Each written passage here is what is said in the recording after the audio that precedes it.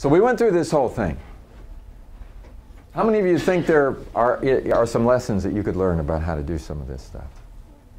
Yeah. And how do you learn the lessons? Through the very things that you go through. I think that if everything went exactly your way, you wouldn't learn any lessons. The only way we learn anything is when things don't go our way, and then we have to do this out of necessity. So in organization, there's changes going on. Every organization goes through a lot of changes, and people can have reactions, and there's responses. And often we use these words in a way to say the reaction is that first negative thing that's this shouldn't happen, and they're doing this wrong, and a tendency to say, you know, these are the bad people, and they're doing this to us, and all this kind of stuff. And then the response is when you can step back, reframe the situation, look at it differently, either yourself or maybe with the help of somebody else, and then you finally accept the fact, okay, it is what it is, and now how can I respond to it? Because I can't change the fact that it's happening, but I can change my attitude. And maybe what's required of me now is maybe some new behaviors in order to respond to what's going on. And getting yourself from a reaction, a negative reaction, to a positive response sometimes is a very difficult thing. And getting somebody else that you're working with to go from here is a very difficult thing. But that's what we're talking about. And reactions can cause people to be very, very unhappy. And I've seen people who don't even come to work, don't want to come to work because it just feels so bad and everything is so negative. And then when they go home at night, they bring it to their family, and their family's tired of hearing it because it's just so depressing. And we've got to realize that a reaction is something that happens inside of you to what's going on outside. And our bodies and our psyches were designed to propagate the species, okay? In other words, if I see a bear in the woods, there's something in me that is supposed to react to that bear and run away so that I preserve my life, okay? Pardon me? Walk away. Well, whatever. Yeah, I don't have bears. I live in Atlanta, so I'm not really very bear savvy, okay? We don't... The only bears in Atlanta are in the zoo. So yes, I could probably learn a lot about dealing with bears. But the point I'm making is even with that, sometimes our reactions cause us to do the wrong thing. I mean, if you don't know much about bears and you're from Atlanta like me and you go find a bear and you go, wow! And that's the wrong thing. What happened? My survival instinct, my reaction was designed, programmed into me to cause me to survive. But it didn't work too well. The bear chased me and got me, and that was the end of that. and the point is, we've got all these reactions that happen, and they're there for a reason. We're sort of programmed that, but it doesn't always come out too well.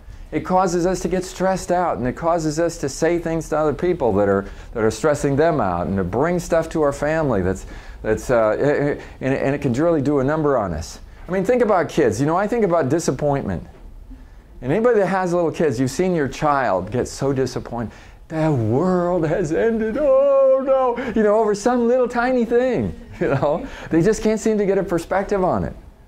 But, you know, our job in parenting is to try to get our kids to the point where they realize that things don't go your way.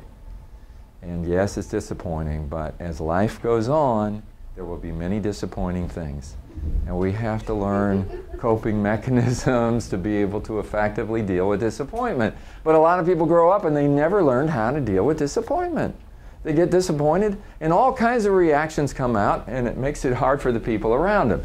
And I look at this as a difficulty in reconciling what is. Now I have my own philosophy about what is. What is just whatever's happening right now. That's what is. As far as I'm concerned, you can't do anything about it. Now you can, right now, in this moment, I can't change anything. But in the future, I can start doing things that will change what will be. But see, a lot of people, it's like they're not happy with what is, okay? I'm not happy with my bank account because I don't have one. All I got is debts. And I'm not happy with my husband because he does this and he does this and blah, blah, blah. And I'm not happy with my kids because they're unruly. And I can't stand my boss. And I don't like this. And I don't like the government and the president. And you know, and it's like, here's what is, and I don't like it. Now, in my mind, I have an idea of what should be. Okay? People should treat me this way. And it should be like this at work. And, you know, my wife should act this way, and my kids should act this way. And pretty soon, if you don't watch out, you're constructing a parallel universe in your brain. And you're saying it's an imaginary world in which everything is perfect for you. As though you're the center of the universe, okay? I'm the center of the universe, and I want everything to happen just a certain way. And if it could happen that way, oh, how happy I would be. Oh, so how wrong you are. You know, even when they do happen your way, you'll find some reason to not like it, but somehow we imagine it. So then when anything happens, we compare what is with what should be. Now then we start shooting on people, okay? Right? You should do this, and you shouldn't do that. And I said in one of the classes this week, I said, life is a shouldy enough place without you shoulding on yourself and other people. Okay? And other people will should on you.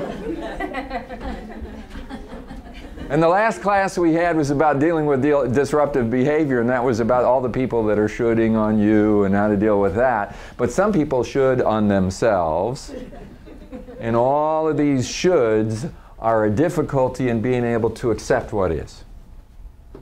The Serenity Prayer says, accept the things you can't change. And the one thing I know you can't change is just what's happening right now. It just is what it is.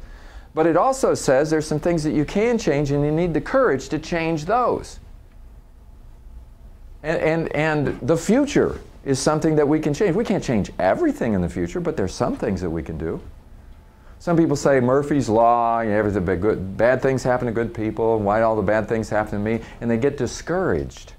Think of that word, discouraged. When I'm discouraged, I've been robbed of the courage to change the things that I can.